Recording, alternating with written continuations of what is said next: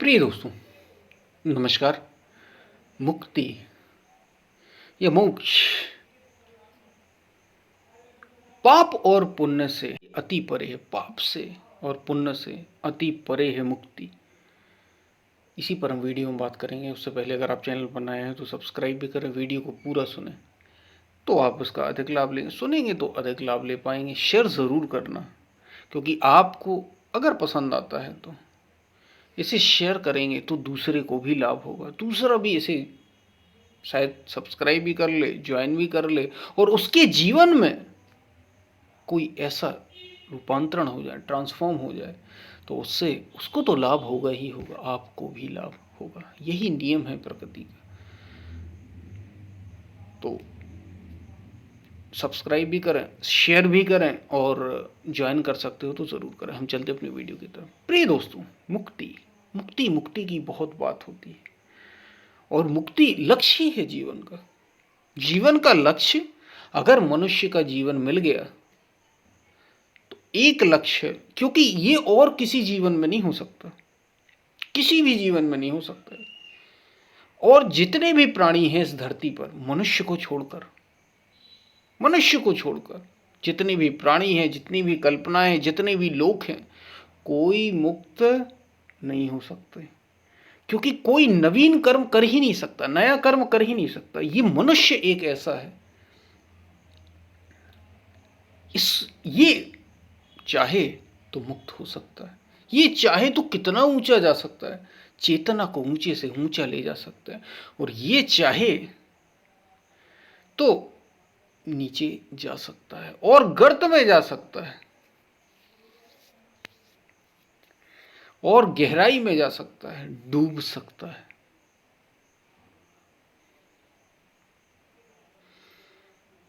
ये चाहे तो ऊंचे से ऊंचा जा सकता है, ये चाहे तो गहराई में डूब सकता है। कौन? मनुष्य।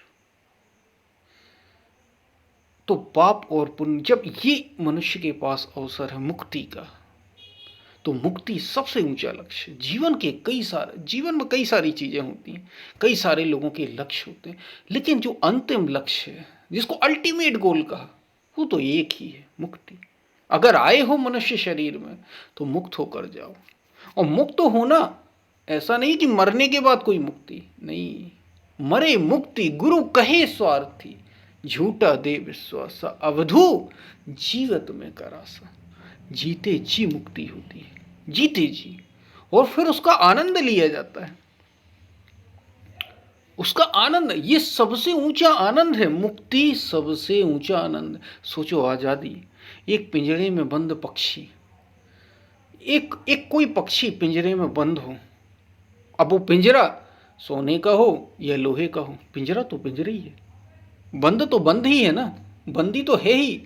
उसे उसमें बड़ा सुंदर सा खाना मिलता हो, बड़ा टेस्टी लाजवाब खाना मिलता हो, और सलाखें चारों ओर हो, सोने की हो, सोने को खा नहीं सकता वो। टेस्टी खाना खाएगा, सुख मिलेगा, उड़ नहीं सकता वो, बाहर नहीं जा सकता, आजाद नहीं हो सकता, बंद रहेगा, एक दायरे में रहेगा।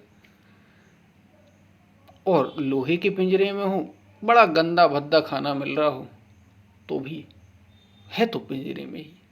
दोनों भी स्थितियों में है तो पिंजरा। आज़ादी एक अलग चीज़ है। जो मुक्त होते हैं, जो महापुरुष होते हैं, उनके पास वो आज़ादी। यहाँ जो अमीर है दुनिया में, बड़े धनवान हैं, उनकी हालत ऐसी ही है जैसे सोने के पिंजरे में एक पक्षी बंद हो। एक और जो गरीब हैं, जो असहाय हैं, जो लाचार हैं, जो निम्न स्तर का जीवन जी रहे हैं, उनकी हालत ऐसी है जैसे लोहे के पिंजरे में रह रहे हैं और वहाँ का भोजन कर हैं, दोनों ही पिंजरे में। और मनुष्य का जीवन कहा हमने मुक्ति का जीवन है, आजादी का जीवन, उड़ना है, ऊंची उड़ान। आजादी तो आजादी है, पंख फैलाना, देख दायरे में सीमित ना होना, ये है मुक्ति। तो फिर जब ऐसी इसको मुक्ति कहते हैं और ये मनुष्य जीवन में ही संभव है, जब मुक्ति ये है, तो फिर पाप और पुण्य की संकल्पनाएं आ गई कि पुण्य करेंगे तो निश्चित रूप से, जब आप पुण्य करते हैं, पुण्य का अर्थ क्या? सोचिए, एक एक चीज और आप समझ लें, पाप और पुण्य की संसार ने जो भी व्याख्याएं दी हूं, लेकिन आध्यात्म पाप किसे कहता है? जब जब आप संसार की ओर बढ़ेंगे, जो जो कदम आपको संसार की ओर ले जा रहे हैं, संसार को और प्रकृति को और घना कर रहे हैं, सारे कर्म पाप कर्म हैं। और पुण्य कर्म क्या है? जो जो आपको सत्य की ओर ले जा रहे हैं, यही कर्म पुण्य कर्म है।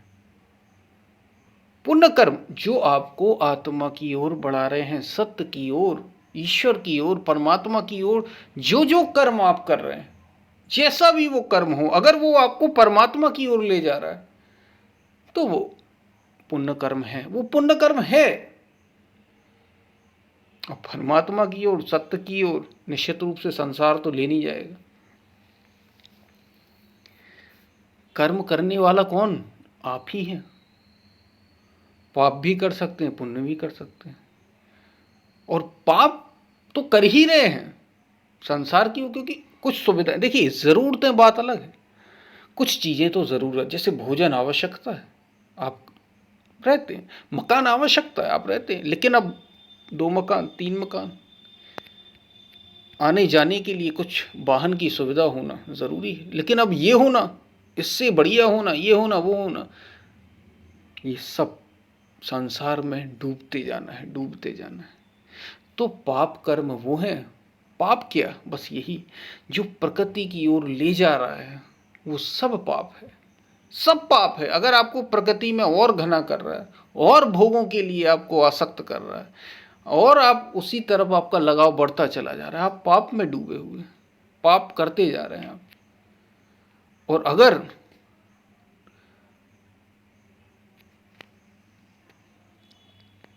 अगर आप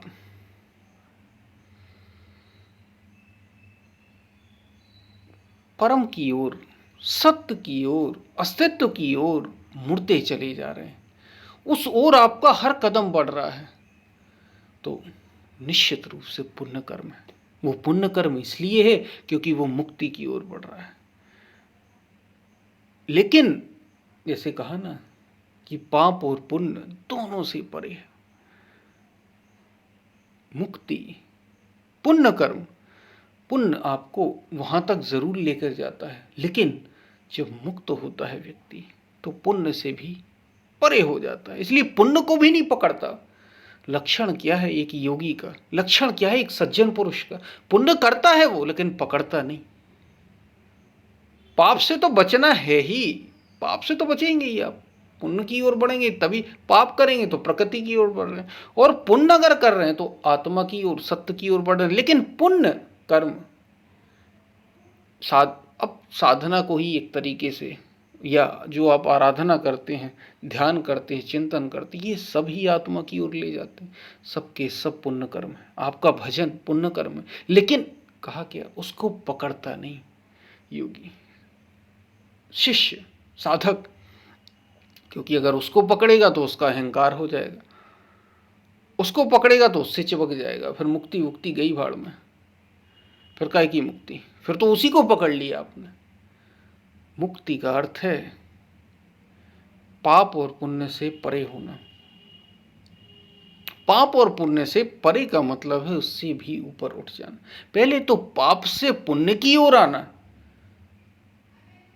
यानी जो आप प्रकृति की ओर करे जा रहे थे, ऐसा नहीं होता कि आप पाप कर रहे हो और अचानक से मुक्त हो जाएं। भैया यहां अचानक वचानक कुछ भी नहीं होता, समझ लीजिए।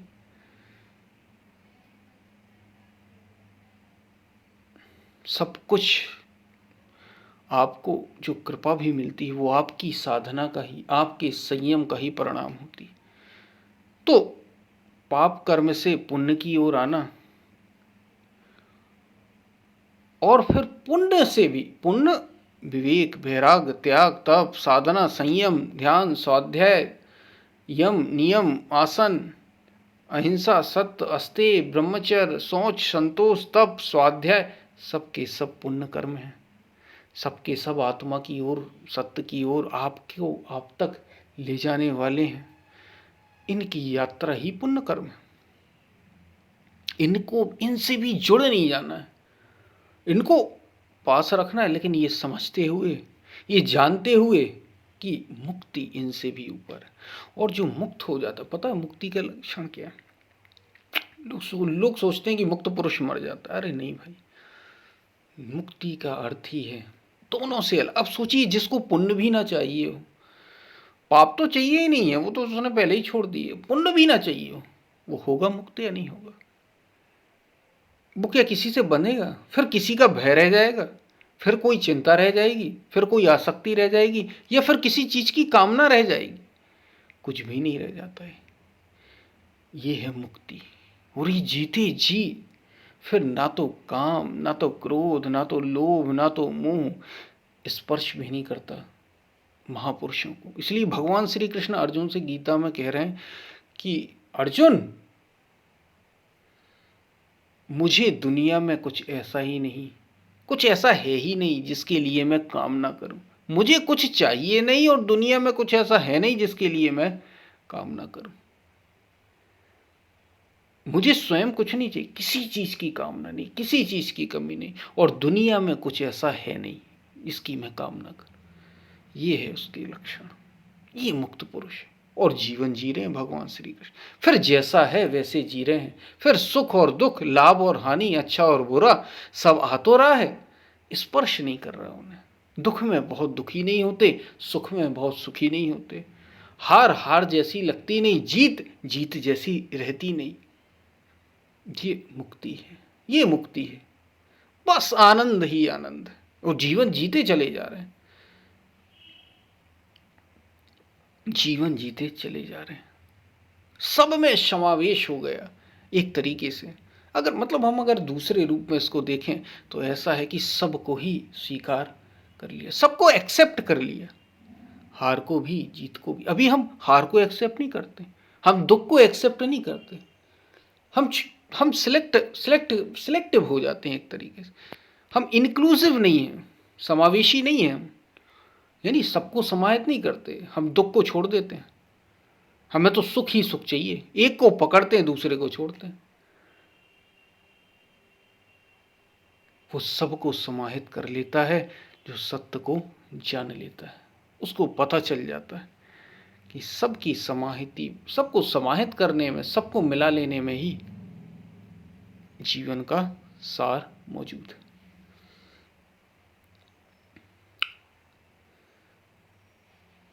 और जो मुक्त हो जाता है वो पाप कर ही नहीं सकता, ये विशेषता होती है, वो पाप की ओर जाता ही नहीं। और पुण्य की उसे ना तो कामना होती है ना लालसा होती है, क्योंकि अब उसे पुण्य की जरूर, वो मुक्त हो चुका। तो पुण्य सहज उससे होते हैं, लोगों के लिए वो पुण्य करता है, करता रहता है, लेकिन उसे स्पर्श नहीं करते। पुण्य सहज करते, पुण्य करना जरूरी है, लेकिन पाप और पुण्य से वो परे होता है। बात आपको समझ में आई होगी। आध्यात्मिक, ये आध्यात्म समझना जरूरी है। मुक्ति का, खासतौर से मुक्ति और पाप और पुण्य की थोड़ी हमने बातें की। पसंद आए तो शेयर ज़रूर करना, ज्वाइन कर सकते हो तो ज़रूर करना। हम फिर मिलते हैं, तब तक के लिए धन्यवाद।